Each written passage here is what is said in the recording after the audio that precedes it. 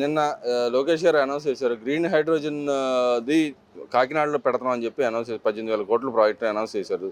దాన్ని ఎలా చూడొచ్చన్నా? మన రాష్ట్రానికి ఇలా పెట్టుబడులు తీసుకురావడానికి ఎలా చూడొచ్చంట ఓవరాల్‌గా? ఒక విధంగా చెప్పాలంటే చాలా మంచి నిర్ణయం అండి. కూటమి ప్రభుత్వం వచ్చిన తర్వాత అది నారా చంద్రబాబు నాయుడు గారని, అటు ఉప ముఖ్యమంత్రి పవన్ కళ్యాణ్ గారు కానీ, నారా లోకేష్ కానీ గ్రీన్ హైడ్రోజన్ అనే ప్రాజెక్ట్ తేవడం చాలా శుభపరిణామం. ఎందుకంటే ఇవాళ కాలుష్యం పెరిగిపోయి ఒక అల్యూమినియం కంపెనీ పెట్టాలని అంటే ఎంతోమంది ఆరోగ్యపరమైన సమస్యలు వస్తాయి. అలాంటి సమస్యలు లేకుండా గ్రీన్ హైడ్రోజన్ అనే ప్రాజెక్టుకి మనం రెడ్ కార్పెట్ పరిచినట్టే.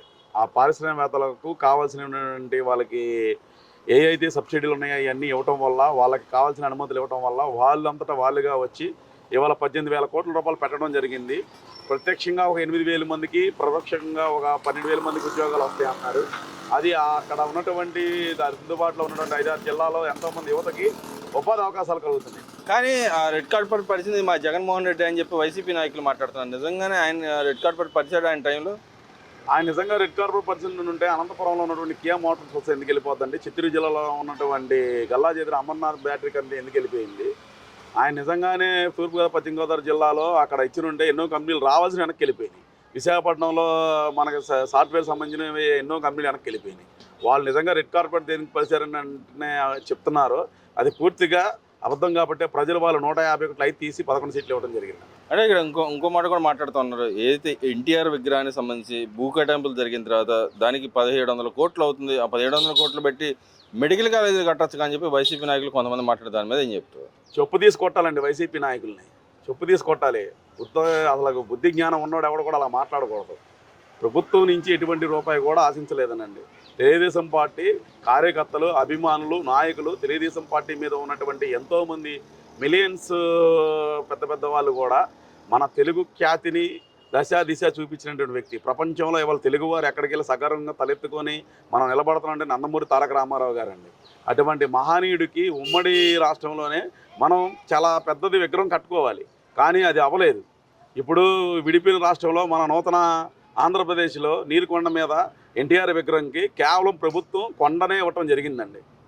దానికి కావాల్సిన మొత్తం అన్ని మెటీరియల్ కానీ ఏదైనా కానీ కావాల్సిన ఫైనాన్షియల్ సెక్టర్ మొత్తం తెలుగుదేశం పార్టీ కుటుంబ సభ్యులు, కార్యకర్తలు, అభిమానులు, పెద్ద పెద్ద ఇండస్ట్రీ వాళ్ళే ఇస్తున్నారు తప్ప ప్రభుత్వం నుంచి ఎటువంటి రూపాయి ఖర్చు లేదండి. కానీ ఎందుకని పదే పదే అసలు కట్టనిస్తారంటారా? ఈ రేపొద్దున మీ గవర్నమెంట్లో కట్టిద్దంటారా? అయితే అది 100% మేము కట్టడం జరుగుతుంది. గతంలో వైఎస్ రాజశేఖర రెడ్డి గారి విగ్రహాలు కానీ, గతంలో వైఎస్ఆర్ రాజశేఖర రెడ్డికి సంబంధించినవి కానీ రాజకీయం చేసి వాళ్ళు విగ్రహాలు పెట్టుకోవడం జరిగింది. ప్రజల అభిమానంతో కట్టింది చాలా తక్కువ అండి. వాళ్ళు రాజకీయంగా వాడుకొని విగ్రహాలు కట్టించుకొని ఆఖరికి ఆయన అధికారంలోకి వచ్చిన తర్వాత రాజశేఖర రెడ్డి బొమ్మలు తీసేయడం జరిగింది. సాక్షి ఛానల్లో రాజశేఖర రెడ్డి బొమ్మ పెట్టి తర్వాత సాక్షి ఛానల్లో రాజశేఖర రెడ్డి బొమ్మ తీసేయడం జరిగింది. వాళ్ళలాగా నివాళులర్పించడం, వాళ్ళలాగా నాయకులు బొమ్మలు వేసుకొని మాట్లాడుకోవడం అనేది తెలుగుదేశం పార్టీలో లేదు. తెలుగువారు ఎక్కడున్నా కానీ నందమూరి తారక రామారావు గారిని ఆరాధ్య దైవం శ్రీకృష్ణ పరమాత్ముడిగా భావిస్తారు. అదేవిధంగా తెలుగువారు ఏ రాజకీయ పార్టీలో ఉన్నా నందమూరి తారక రామారావు గారికి ఇచ్చే ఘనమైన నివాళులు కూడా రేపు కట్టబోయే విగ్రహానికి ప్రతి ఒక్కరూ 5 కోట్ల మంది రాష్ట్ర ప్రజలు కూడా మద్దతు తెలుపుతారు. కొంతమంది బురద జల్లుతారు, ఆ బురద వాళ్ళ మొహానికే పడిద్ది. నిజంగా దీంట్లో కార్యకర్తలు కానీ నాయకులు కానీ ఎంత డబ్బులు తీసుకొని వచ్చి కడతారో, లేకపోతే గవర్నమెంట్ ఏమైనా హెల్ప్ చేసిద్ది అనుకుంటున్నారా?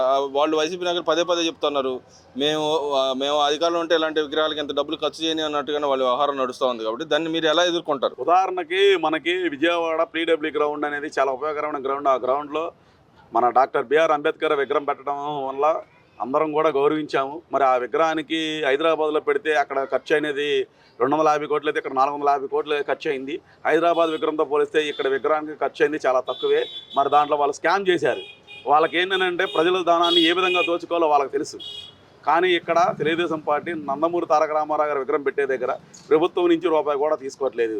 ఇప్పుడు వరకు కూటమి ప్రభుత్వం వచ్చిన కాడి నుంచి మా నాయకుడు చంద్రబాబు నాయుడు గారు కానీ, నారా లోకేష్ గారు కానీ వారు తిరిగే వ్యక్తిగత ఎక్కడ కూడాను వ్యక్తిగతంగా అయ్యే ట్రావెల్ ఖర్చులు కానీ, ఆ ఫుడ్ ఖర్చు కానీ ఏదైనా కానీ వారు సొంత డబ్బుల నుంచే ఖర్చు పెడుతున్నారు. కానీ ప్రభుత్వ సొమ్ము రూపాయి తీసుకోవట్లేదు.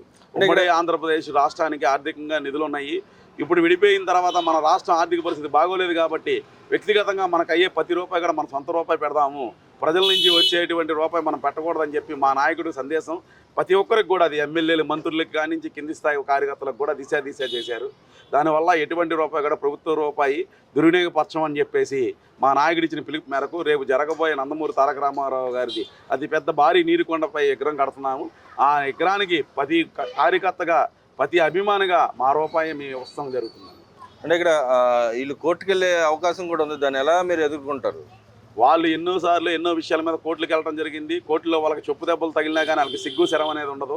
మన దౌర్భాగ్యం ఏంటంటే రాజ్యాంగం ప్రకారం ప్రతి చోట కూడా కోర్టుకు వెళ్ళొచ్చు అనే ఒక వెసులుబాటు ఉండటం వల్ల ప్రతిదాన్ని వాళ్ళు రాజకీయం చేసి కోర్టుకు వెళ్ళడం, కోర్టులో వాళ్ళు చెంపదెబ్బలు తినడం జరుగుతుంది. అంటే మీరే రాజకీయం చేస్తున్నారు, లక్ష్మీభారత్ అంటుంది కదా, విగ్రహ రాజకీయాలు చేస్తున్నారు, వెనుబడబడిసింది చంద్రబాబు నాయుడు లోకేష్ అని చెప్పి మాట్లాడుతుంది, దాని గురించి ఏం చెప్తారు? మా నందమూరి తారక రామారావు గారు చేసిన ఒకే ఒక తప్పండి.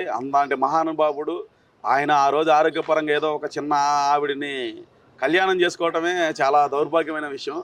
అలాంటి వ్యక్తి ఎన్ని రకాలుగా నందమూరి తారక రామారావు గారికి అనుకుంటే ఎన్ని రకాలుగా ఇబ్బంది పెట్టిందో, ఎన్ని రకాలుగా తెలుగుదేశం పార్టీని దెబ్బతీయాలని చూసిందో మనందరికీ తెలిసిన విషయమే.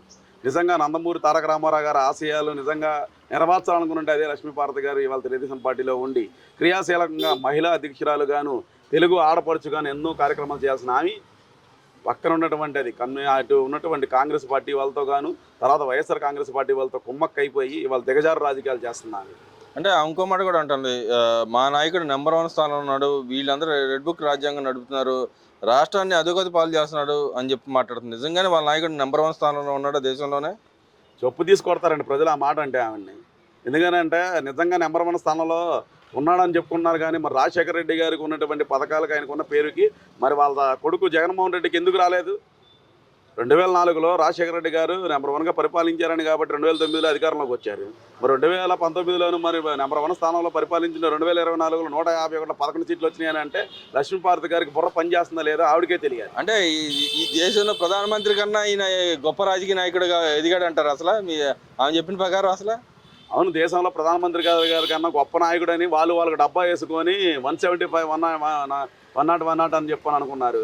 ఏమైంది? వాళ్ళు స్థానికంగా ప్రజల్లో జరుగుతున్నటువంటి సమస్యల మీద ఇప్పటికైనా ఇవాళైనా 1.5 సంవత్సరం అయిందండి అధికారంలోకి వచ్చిన తర్వాత కుటుంబ ప్రభుత్వం చేస్తున్న మంచిని చూడండి.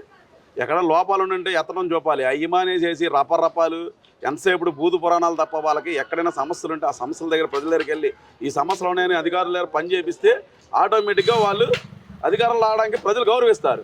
వాళ్ళు ప్రజలే అసహించుకునేటట్టు చేశారు. అయితే ఇక్కడ ఇంకో మాట కూడా మాట్లాడుతున్నాము, మేము అధికారంలోకి వస్తే ఏదైతే మీరు రెడ్ బుక్ రాజ్యాంగం నడుపుతున్న లోకేష్ ఫస్ట్ అరెస్ట్ చేసి లోపలేస్తామని చెప్పి అంటుంది. వాళ్ళు అధికారంలో రావడం అనేది కళ. ఎందుకంటే వాళ్ళ ప్రజలు చూస్తున్నారు ఎవరు అధికారంలోకి వస్తారు ఎవరు రారనేది. ప్రజలు పరిపాలించే విధానం బట్టే ప్రజలు ఓటు అనేది వేయడం జరుగుతుంది. 151 సీట్లు ఉన్నప్పుడు నిజంగా ఆయన పరిపాలన కరెక్ట్గా చేసి ఉంటే ఇవాళ 151లో ఎంత లేదనుకున్న 50 సీట్లను వచ్చి 50 సీట్లు కూడా రాకుండా 11 సీట్లకు పడిపోయానంటే వాళ్ళు ఎంత దౌర్భాగ్యమైన పాలన అరెస్ట్ చేసే అవకాశం అసలు ఎంత ఉందంటారు? వాళ్ళకి అసలు వాళ్ళ సర్వేలోనే వాళ్ళకి ఎటువంటిది లేదని చెప్పేసి ఇప్పుడు తెలిసిందండి. జగన్మోహన్ రెడ్డి రీసెంట్గా ఒక సర్వే చేయించారంట. ఆ సర్వేలలో వాళ్ళ పార్టీకి గ్రాఫ్ పూర్తిగా పడిపోయిందని చెప్పేసి వాళ్ళ నాయకుల దగ్గరే ఆయన బాపోతున్నాడు. మరి ప్రతిపక్ష పాత్ర పోషిస్తే కొద్దో గొప్ప అయినా ఉంటుంది. ఆ ప్రతిపక్ష పాత్ర కూడా పోషించుకోకుండా ఏ కాడికి మంచి చేసినా దాని మీద బురద జల్లుతామనంటే ప్రజలు కూడా ఇంకా మనకు వద్దనుకుంటున్నారు. కాబట్టి ఇవాళ ప్రజల్లో కూటమి ప్రభుత్వానికి బ్రహ్మరథం పడుతున్నారు.